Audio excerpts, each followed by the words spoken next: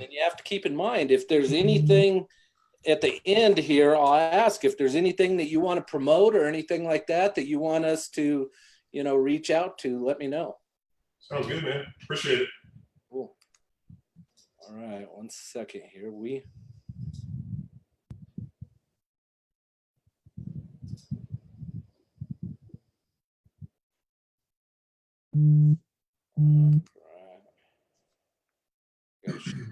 Got to share it one more time.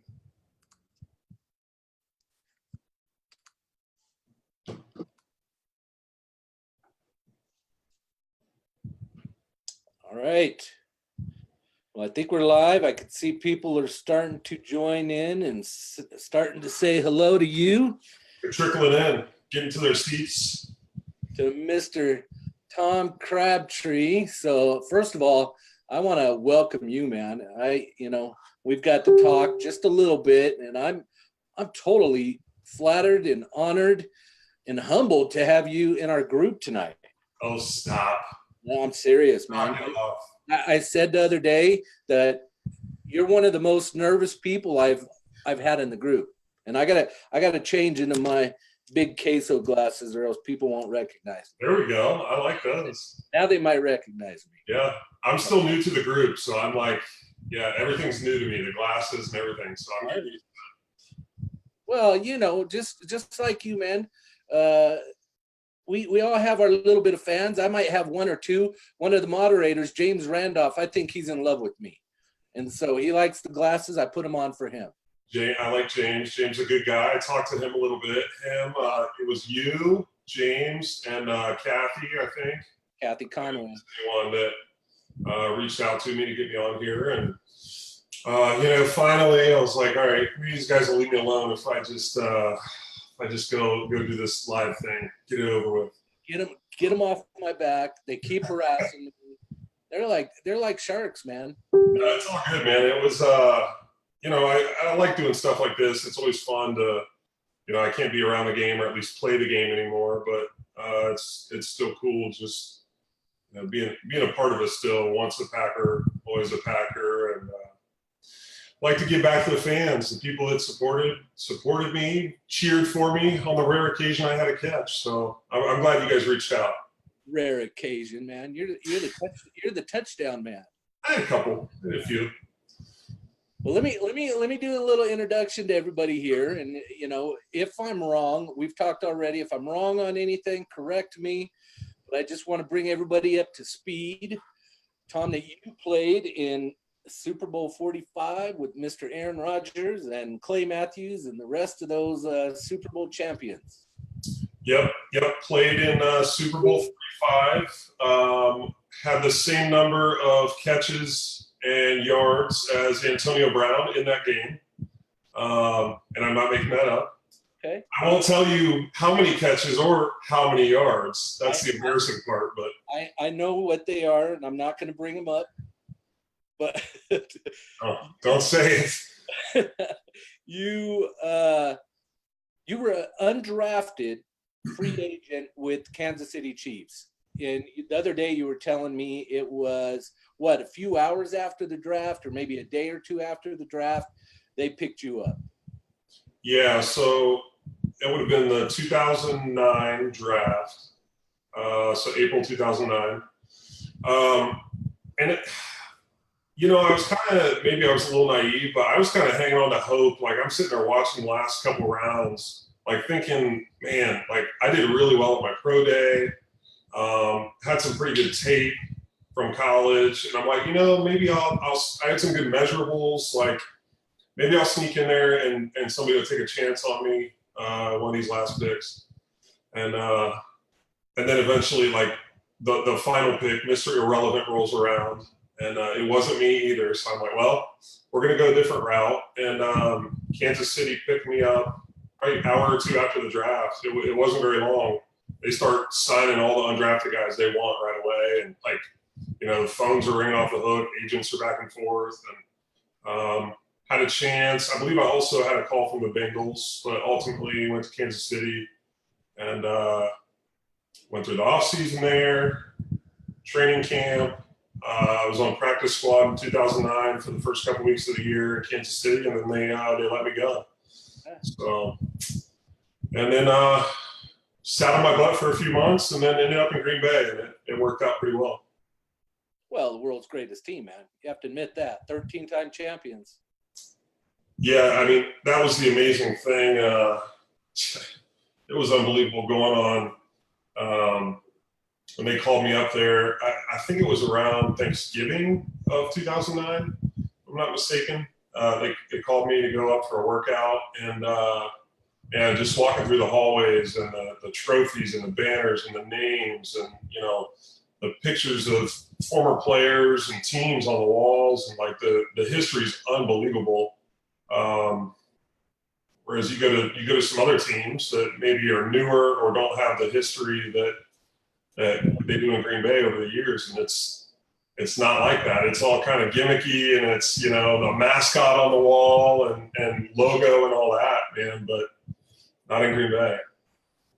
Well, there's so much tradition there. You got to appreciate the team. You know, they're outrageous. Yeah. You spent, what was it, 3 years with the Packers? Yeah, so I got there middle of 2009, and they kept me on their practice squad throughout the rest of that year. And then after that season ended in 2010, it was actually the playoff game out in Arizona. A wild game. I think it ended up in overtime or something. And anyways, unfortunately, Green Bay, we ended up losing. But there in the off season, they welcomed me back. They wanted to sign me, take me through camp, see where I'd end up, and played in 2010 season 11 and 12. And it was 3 amazing years. Both my children were born in Green Bay, so they can always say that. They think that's pretty cool, even though we live in Florida now. So yeah, it was unbelievable. It went by way too quick. Quick 3 years. I miss it. And then you went on to that Tampa Bay team, that team that wants to be the Green Bay with the Bay, but Tampa Bay Buccaneers, and then on to New Orleans Saints. Yeah, so after the 2012 season ended, my contract was up with Green Bay in March of 2013. So during that offseason, I had to weigh my options and had the opportunity to go to a few different teams, and ultimately settled on Tampa just because, kind of being the competitor I am, I didn't want to get too comfortable with my position in Green Bay, and I knew I wasn't as appreciated as I thought I should be. Now that might be in my own head, but and that's not to say by the fans or my teammates or coaches, the front office decisions and stuff. And I just didn't feel as comfortable. So I wanted to go prove myself in Tampa, maybe end up being the guy. I had a good 2012 season. I was like, made some plays. I want to see if I can kind of break out and do some big things somewhere else. And unfortunately had some pretty bad injuries in Tampa off the bat during camp my first year. Horrible ankle sprain that that ankle's cracking and snapping to this day. It's not right. So, and then tore my bicep towards the end of the year and ended up on IR. So yeah, I took a chance. I definitely don't regret taking that chance going to Tampa, but I do still wonder what if I'd stuck around Green Bay for a little bit. Could have been a little different, but. Who was the quarterback for Tampa Bay at the time? So it would have been Josh Freeman. Okay, Josh Freeman. Yeah. And the coach was it was Greg Schiano. Okay. And then eventually at quarterback they also had Mike Glennon. Okay. So then you went on to play and catch balls with Drew Brees, man. How incredible is your life that you got to catch footballs from 2 of the greatest quarterbacks that's ever played the game? It's unreal, man. like really to stop and think about it, like where those two are going to go down in history. Right at the top, both of them, as far as quarterbacks and just NFL football players in general, just two of the best to ever do it. So yeah, that was 2014. I spent about a month in New Orleans. I was on the roster. Never ended up being active on a game day. And man, I had to fight and scratch to get to that point, more than I ever had. So like my body wasn't responding how it normally did after some injuries in Tampa. But I stuck with it and ended up in New Orleans, but it just didn't work out. And then after that month there, I was like, man, it was a grind, and I had a hard time hanging with those guys. The writing was kind of on the wall, and that's why after that season I was like, I'm done. I don't want to go through this anymore. Man, you've been retired for a few years now. Okay. When was it, 2015? Yeah. So after the 14-15 season, right, shortly after the 14 season, I officially called it quits. And the Packers would not return my calls to retire with them, sign with them for a day and retire. I don't know what's going on, but they wouldn't let me do it, unfortunately. I'll see what I could do. Yeah. Pull some strings. I know you got some pool in Green Bay there, right? Just friends. That's it. Mark Murphy, he's giving me a hard time right now with my Go Pack Go trademark. Really? A little bit. I'll talk about that later. Yeah, we'll get to that. I didn't know that. Yeah.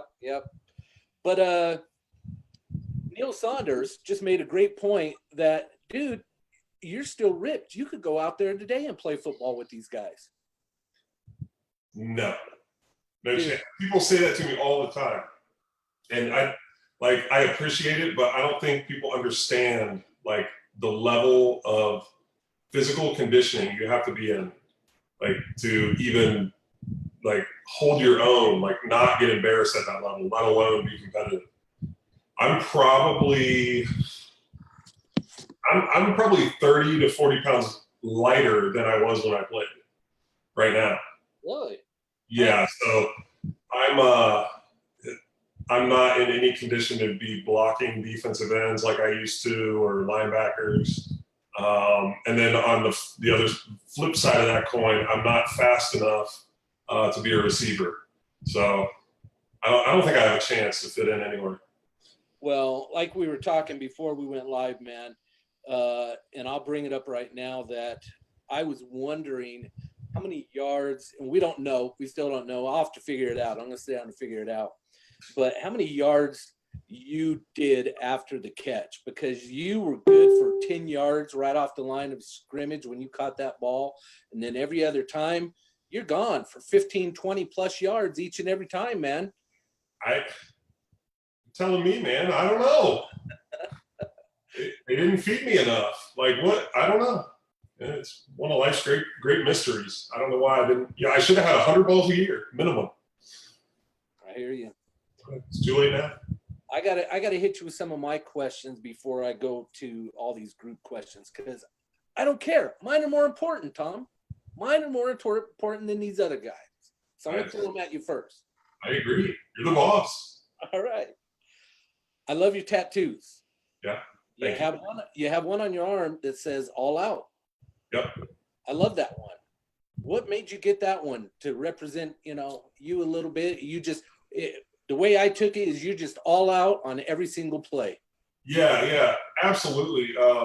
And it really, I think it's easy to point at football with everything I do, with the tattoos and the meaning of this and that. That certainly makes sense and it applies. But, just in life in general, and we're all guilty of it, and I'm guilty of it, just not kind of letting loose enough and like taking chances and, leaving it all out there. And I got to remind myself of that at times. You got to take chances. And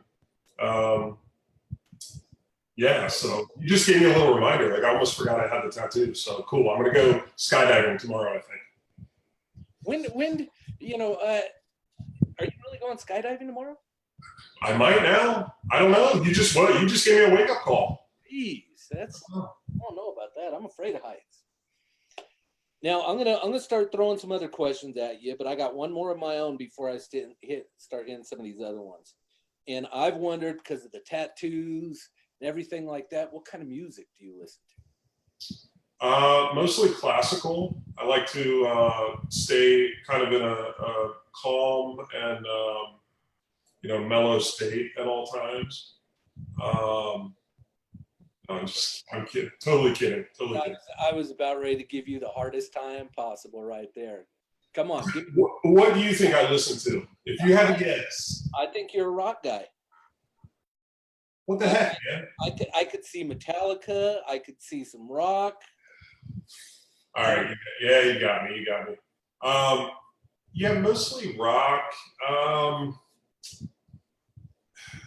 I mix it. Having kids, I have 2 young kids, and they're both kind of at the age where they're getting into music and pop culture stuff, and their friends are listening to this new song, and so I'm getting into that stuff more because I turn it on for them in the car, so I listen to a lot more like top 40 stuff than I used to. Okay. So getting into. How old are your kids? My daughter will be 7 in about a month, and then my son will be 9 in October. Ah, nice. Congratulations. Yeah. They keep me busy. All right. You just recently you did the March Madness stuff, and a lot of the proceeds went to diabetes. Who in the family has diabetes? I'm a type 2 myself, but why diabetes for you? Yeah, so even going back to my playing days, first of all, my wife has type 1 diabetes. She's had that since she was 4 years old. So that's my connection. And when I started playing, I wanted to get involved with a charity and met up with a local JDRF group there in Wisconsin, and did some fundraising stuff and some charity walk stuff with them. And I've just been involved ever since with JDRF. And every now and then I'm always trying to pop up and find something new and ways to raise money and get involved. And I go back just about every year. They do a cool like a charity auction and fundraiser in Appleton. So I go back there about every year. Okay. All right. Are you ready for these cheesehead questions? Because they've been putting them on there. I know you've been peeking at them, but are you ready for some of them? Has this been all you so far? So we haven't even gotten into the. Me, I don't even use mine, and I'll keep throwing them at you. If they get mad at me, they get mad at me. I don't care. I feel like I'm kind of tense. Do I look like I'm tense? Am I like leaning? I'm in this recliner, but I feel like if I do this, am I too far away? No, you're good. Does it look weird? Kathy Conway told me that you were probably going to be nervous. I told her, I said, he's good to go. Super nervous. I don't think people realize that. I get way more nervous for stuff like this than they think. There we go. How's that? I'm trying to bring you guys in a little closer there. How many tattoos you got altogether? What's that? How many tattoos altogether? One? I got both the arms completely. So does that count as like 2? I don't know what the rules are. No, that works. It's 2. And then I've got a few like on my ribs and chest. Cool. We'll call it 5. 5, that works. I'll call it 5. Okay. All right, here we go with questions. Okay. Good. Carol Michaelizio says, Tom, when did you know you wanted to play in the NFL? Ooh, that's a good one. And I can actually point to some evidence for my answer. I was probably in like 3rd or 4th grade, somewhere in there. And we were at like a 4th of July cookout with family, and somebody was rolling like the old school camcorder with the videotape in it, just filming everybody having fun. And I was swimming with my cousins, and like out of nowhere, like the only time I'm in this video is me popping up out of the hot tub or the pool and saying, I'm going to play in the NFL one day. And the only thing I got wrong, I said I'm going to be an all-time great running back, because I was a running back for like my Pee Wee team at the time. So I called it. I called my shot like in third grade. So I knew for a number of years what I was going to do. Okay. What I wanted to do. Were you one of those kids? I was one of those kids that I played high school and in the parks and stuff. And in the parks, you know, you pretend like mine was, because I was in Southern California. And I'm going to say it, people are going to get mad at me. I was an O.J. Simpson fan. Oh, man.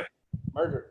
But, you know, did you run around and pretend like you were, you know, O.J. Simpson or you know, Joe Namath and that kind of stuff? Who was your favorite as a kid? So this is kind of a cool story too. This is good, man. We're getting, these questions are so good. I've got little stories, not just one word answers. That was my question too. I'll tell you, I'll keep throwing mine out there, but go ahead. Oh, never mind. It wasn't a very good question. Never mind. I told him, give me a hard time tonight, and look what he's doing already. Yeah, so I would pretend like the one guy that comes to mind is Charles Woodson. I was in, and I've shared this with him. I shared this with him like in 2012, my last year in Green Bay. We didn't talk a whole lot because he was obviously on offense, or I was on offense, he was on defense. So we didn't cross paths a whole lot. But I shared that with him one time. I was like, man, I was a big fan of yours growing up. Like, I had your jersey and everything. Looking back, I think he was kind of weirded out by it. And I like approached him and like brought that up. But yeah, that was my guy when I was playing backyard football. Because I grew up a big Michigan fan, ironically, even though I lived in Columbus, Ohio. Yeah, I was Charles Woodson usually. Little Barry Sanders in there. Okay. Yeah, those were probably my two main guys. All right, cool. All right, let's keep going. Andrew Hinckley, and a bunch of people asked the same question, maybe different versions, but what is your most memorable moment playing for the Packers? Or in the NFL? If it's, you know, these other loser teams, that's fine, but you know, what's your memorable moment? And this question comes up a lot. I've probably given more than one answer. Because there's so many that come to mind. I'm not like, there's not one that stands out. You know, the whole Super Bowl experience was unbelievable. More so like after the game and on the field and, you know, the party afterwards, it was just unbelievable spending that time and having fun with the guys you fought with all year to get to that point. So yeah, I would say that whole post-game experience was just so surreal, like with my family, and it flew by in the blink of an eye, and like it didn't even seem real, but it was so special. That's cool. Yeah. What we all know about the fake field goal, but for you, what was your most favorite play? Was it a touchdown? Was there a favorite play? Was it that fake field goal? Pam Leggett asked that question, and we've all watched that fake field goal a million times. That was awesome. But for you, did you have a favorite play?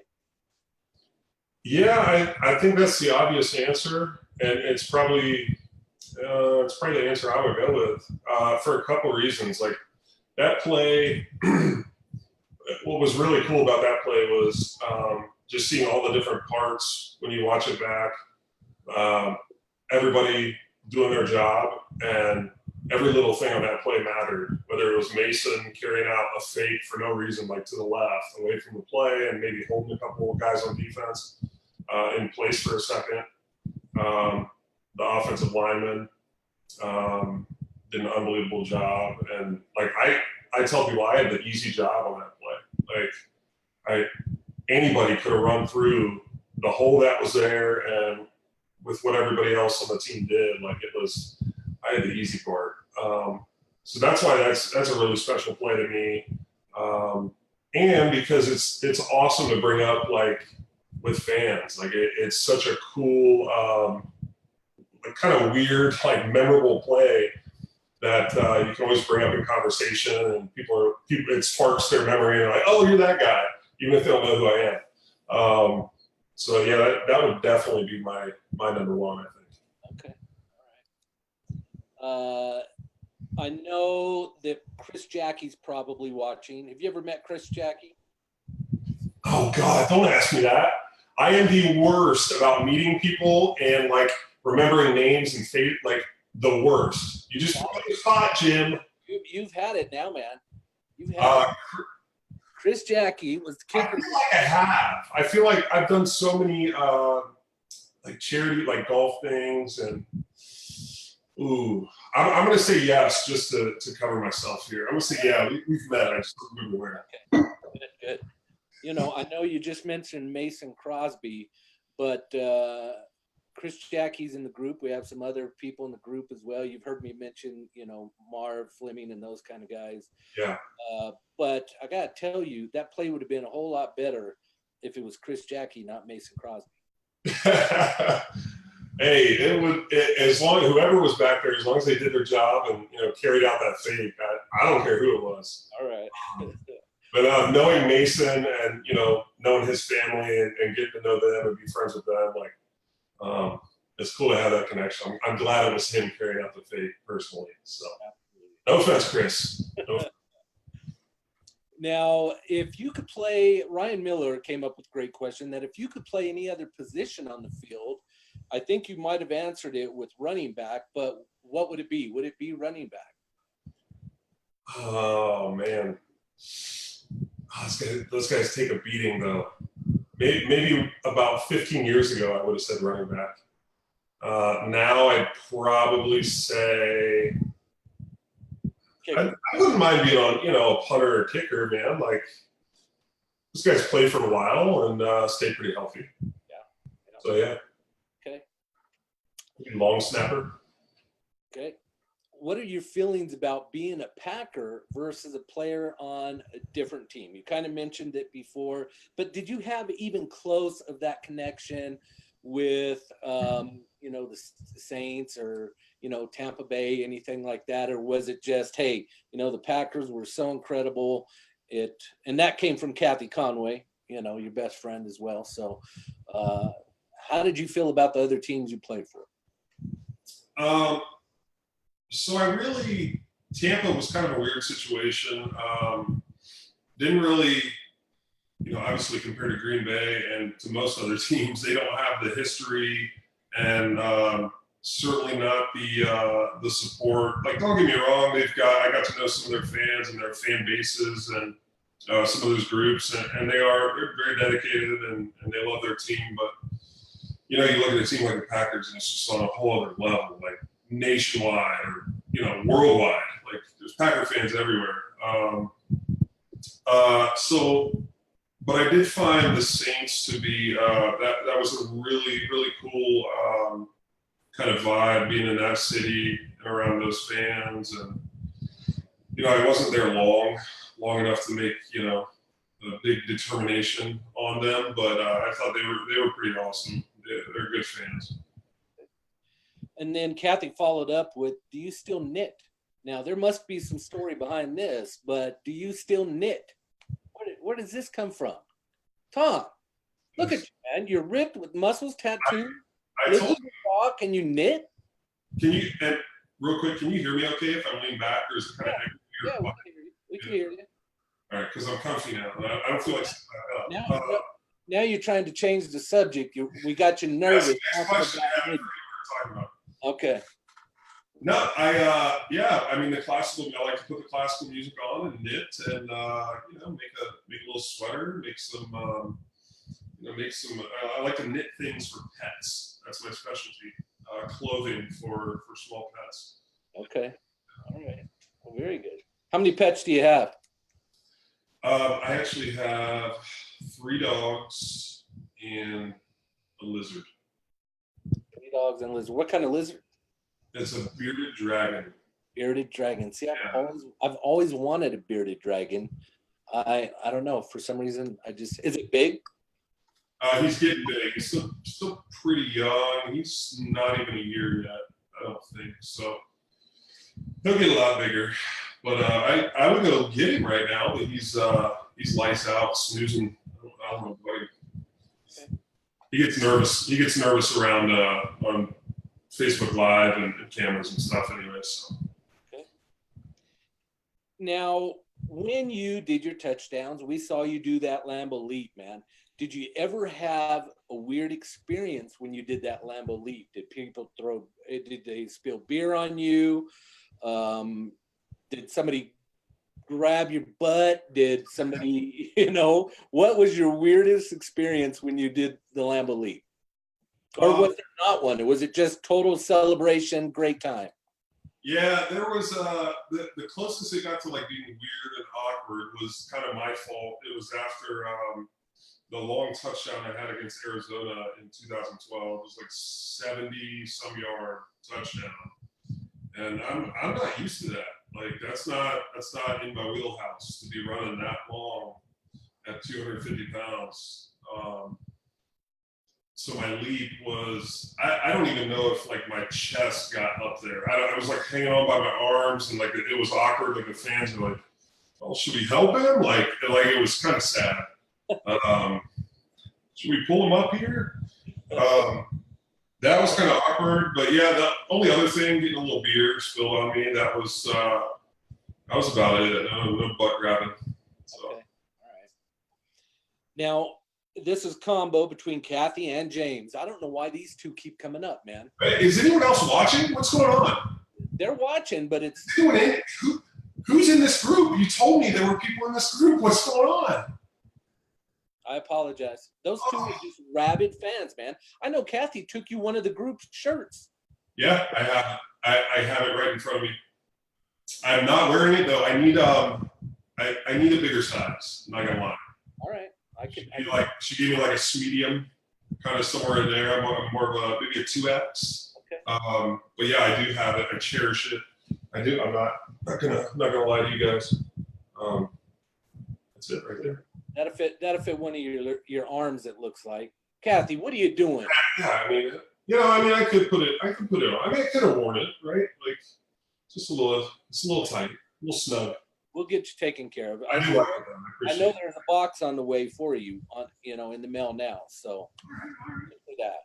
Thank you. But James and Kathy want to know. It's kind of two-part. I'm putting them both together. Is how did you feel that first time putting on that Packer jersey, and then as well going through that tunnel? I don't know what's wrong with these two. That's such a generic question. Everybody knows that it's probably heaven. You know what I mean? Yeah, you know the answer. It's surreal. It's I'm smiling ear to ear, like it was unbelievable. But then that kind of goes away when you actually get on the field and you're like, oh man, like, all right, I gotta focus and or else I'm gonna get my butt kicked here. So, but there is that moment you get to enjoy it while you're walking out. All right. Dustin Blazer wants to know who was the most inspirational teammate or coach. Could you share something from that person that really stuck to you, either in the game or outside of the sport? Oh man, the great thing about being in Green Bay when I was there was the teammates. I could point to a number of teammates, not just one guy, and same thing with the coaches. I was there. My tight ends coaches were Ben McAdoo, who was great guy, on and off the field. He appreciated his tight ends and the work we put in, and he was always there to help us. And then Jerry Fontenot, I had him at tight end coach, great guy. We had some music interests in common as well. Shared similar interests in that regard. And as far as like an actual like inspiration, man, you look at a guy like Driver, Donald Driver, just unbelievable. Just the way you want to be as a pro, the kind of teammate you want to be, the work ethic that you want to have. And so I look at him as like an example of what to do. Guys like Jordy, all those guys that put in the extra effort. Aaron, Driver. I mean, they were just unbelievable guys. Just their work ethic and how to be a pro. Do you stay in contact with any of those guys? A little bit. It's tough. We all go our separate ways eventually, and we got families and we're on different sides of the country or whatever. But every now and then we cross paths, and the cool thing is it's whether it's through a random text out of nowhere or at a charity golf event. The cool thing is we all kind of have that bond of putting that jersey and that helmet on, or winning Super Bowl 45 together. Like we'll always have that, and so it's even if we haven't seen each other for a couple of years, it's like it's only been a few days or something. We pick right back up, so it's pretty cool. That's cool. That's way cool. Aaron Rodgers, okay, catching the ball from all these people, they're gonna fight tooth and nail and say Aaron Rodgers is the greatest quarterback of all time. I'm sorry, I say it's Brett Favre, but how was it catching balls from number 12? I know that's a silly question too as well, but just having that in your mind to know that you caught balls from Aaron Rodgers, you played with him. Did you have a close connection with him at all? Yeah. So first of all, going in there as a rookie on the practice squad, then working through that training camp the following year, it really opened my eyes up to, and by the time I left in 2012, how much he had progressed. You think other NFL quarterbacks are good, like in my time in Kansas City, thinking some of those guys were good, but this was like on a whole other level. You can tell it's special right away. And during my time there, the crazy thing was like he got better and better every year. It was like, this is insane. This should not be happening. So yeah, that was pretty unbelievable to be able to say I caught passes from him. I bet. If you had to stop and think about it for a minute, if you want people to remember you for your football days and non-football days, what would be something that you would just want for your kids, for your fans, and everybody to remember you as? I would say as it relates to football, the easy answer for me is that I was a good teammate, a good friend, and someone people could depend on. I hope I was that for a lot of people as far as football goes. Okay. And then, outside of football, I really point to the charity stuff that I'm still doing to this day, because it's something I can do the rest of my life, and I plan on, and I hope that sets a good example for my kids, and it's a cause that's important to us. So that would be the most important legacy I can leave behind, is making an impact with JDRF, and hopefully someday soon. We joke about this at the fundraisers, but it's true. I hope we don't have to do any more of those fundraisers. They find a cure for type 1 diabetes, and I don't have to see those people anymore. And my wife doesn't have to, check her blood sugar and deal with her pump and her insulin pump. And, that's the ultimate goal. But if it does take a number of years, I'll stick with it.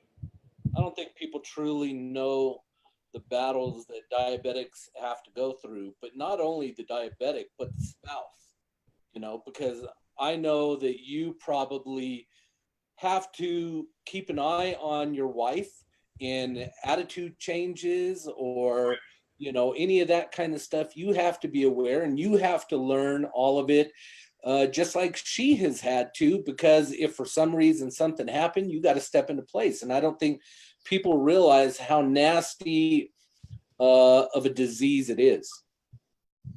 Yeah, definitely. It's something that's easy to not notice and kind of forget about for a little while. And then it sneaks up on you. And, you're kind of reminded the harsh reality, whether it's, her blood sugar being too high or low, emergency room visits middle of the night. Yeah. It's always kind of lingering in the background, and sometimes it rears its ugly head, and it's not fun. It's something we've had to have our kids tested for, because type 1 can be genetic. It can be, passed from mom to kids. And, luckily so far our kids are doing good, but you never know. You gotta stay on top of it. Absolutely. Not like mine, your wife, age 4, she's born with it. Not like me. I'm just a fat guy that likes to go out there and eat and cause it myself, so enough of that. Yeah, scary. Either way, it's no fun, that's for sure. What do you do these days? Besides being a father, a great husband, what do you do down in Florida? What keeps you busy? What do you like to do? Are you working? What are you not doing? Yeah, so I work. I work from home here in Florida. Got a normal 9 to 5 job, I guess if you would call it that. So yeah, I'm still working hard, just not in football.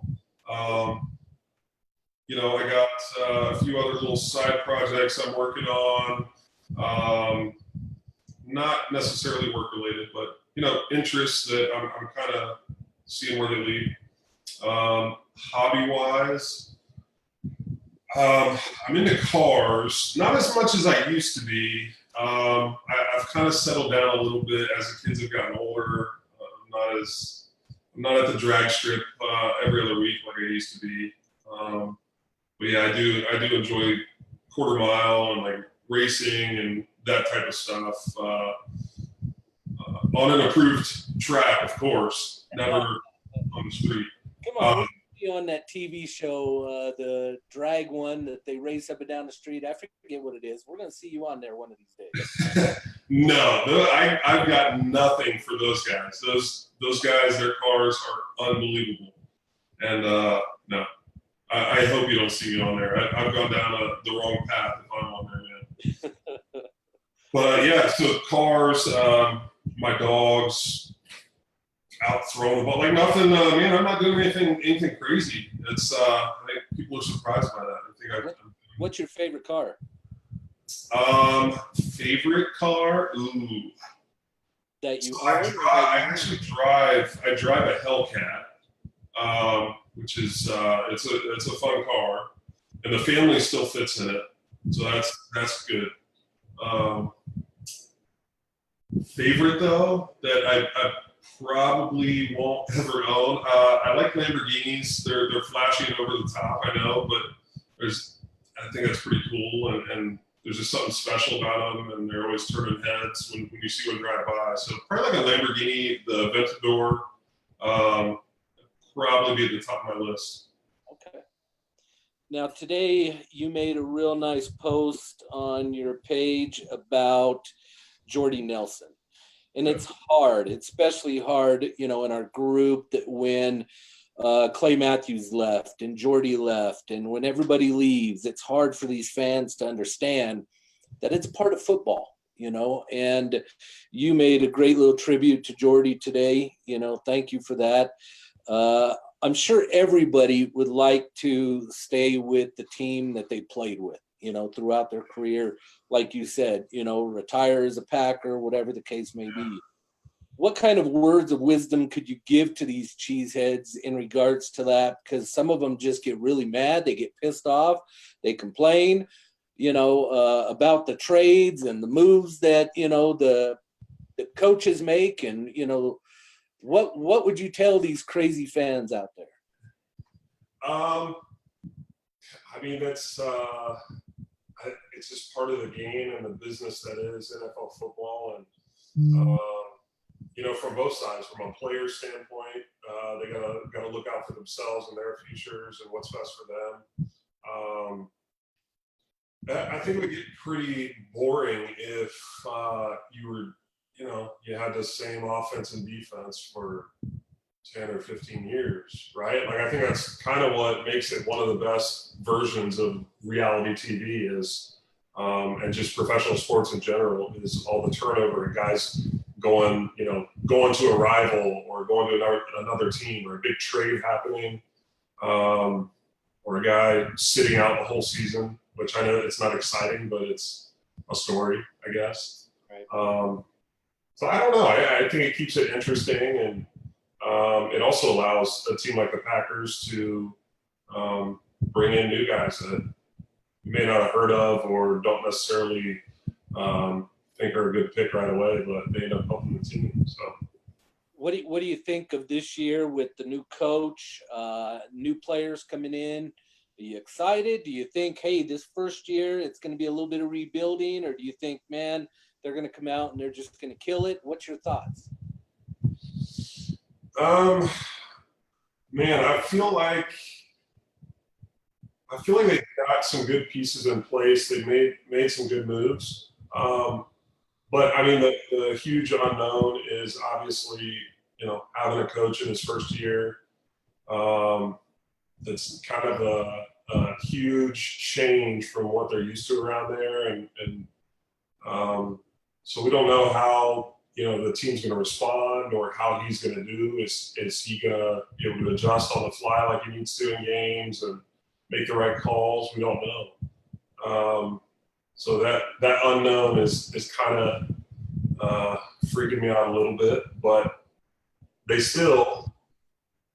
so much talent on that roster, a lot more than they had when the season ended. So that's really promising, and they've still got, a draft to go through. So if they brought you back, they'd be even better. Well, it wouldn't be fair, Jim. That's the NFL has told me repeatedly, Tom, we can't have you coming back dominating with your 70-yard touchdowns and your long hair. Don't grow it back. Don't grow the long hair back. Do not join an NFL team. We don't want you. So, I'm a team player. I'm a nice guy. I don't like confrontation. So I hear you. Couple more, and then I'll let you go. I know your kids, are in bed. I know you want to go to bed. It's late there. Well, we can do a couple more, but it's not from James and Kathy, is it? What the heck? Well, Kathy did ring in just now, was asking, where can I get big cleats? My kid has big cleats. She must think that you have big feet. She wants to know where she could get big cleats from. I don't know where it comes from, man. That's actually a good question. That's something I grew up miserable about. I could never I love shoes, and I was always like a size like too big. I was always, as a kid, I was always like the most popular size, so it was always sold out. And then from high school on, I was like a size 14 or 15, which no stores will ever carry that size. And for the cool shoes, they usually don't make them that big. So, sorry, Kathy, your son is never going to be able to wear shoes. Unfortunately, that's the harsh reality. Your son is going to have to walk through life in flip-flops and socks. They all can't be as lucky as my 10 and a half, but why are we even talking about shoes? Perfect. What's that? Why are we even talking about cleats and shoes? See, Kathy and James, they don't get to do it no more. But two more things is, one is, how could our group support you? I've talked about it a little bit. Do you have any kind of charities, organizations, or anything that you want us as fans to reach out? What can we do to support you more so that you make our group a home that you come back to on a regular basis? That's a good one. I like it.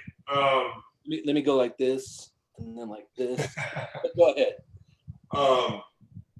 Man, really just, I don't go, if I do ask for anything on social media, I do ever make an ask of anyone, it's always kind of centered around JDRF or some other important cause. So I mean, man, that would mean a lot to me. Anytime I have something going on with JDRF, a charity type thing, I'm usually posting it on Twitter, Instagram, Facebook. So if anybody in the group catches sight of that, yeah, I'd really appreciate it. Okay, absolutely. And trust me, these Packer fans, man, they're loyal as can be. They sure appreciate you spending the time with us tonight. I know without a doubt that we're going to be bugging you in the future to come back on the live again, though. Yeah. I hope that's okay. I'd love to. I'm free tomorrow, same time. Okay. All right. But seriously, anytime. And like I said, I enjoy doing this stuff. I do some podcasts, some Packer kind of centered podcasts with Matt Ramage. He's got a cool podcast. He's on Instagram a lot. But anything Packer related, I find Packer fans in general tend to be just good people. They're my kind of people. So I don't know if it's a Midwest thing. I grew up in Ohio, and if that's kind of that connection, I don't know, but I love it. Love it. Okay. Then I'm going to ask you one last favor. How we end every single one of these that I've done, and I made Dave Robinson, I've made Marv, I've made Chris Jackie, I've made Wayne and Steve and all these guys. We say it loud in our group, and we say it very proud. What do you think that is? Go Pack, go. Thank you, my friend. I'm going to be in touch with you, and I sure appreciate you spending your time tonight. And look for that box. I'm going to get you some other shirts sent out to you, and then hang out in our group, man, because we sure love you and we appreciate you in our group. Yeah, will do. I'm not on Facebook a ton. I'm trying to get on there and get involved more, especially with Packer stuff and charity stuff, and I'll try to get in there and drop in a lot more. So I know it's a good group. So yeah, man, I appreciate you having me on. All right, Tom. Have a wonderful evening, and I will speak with you soon. All right. Take it easy. All right. Bye-bye.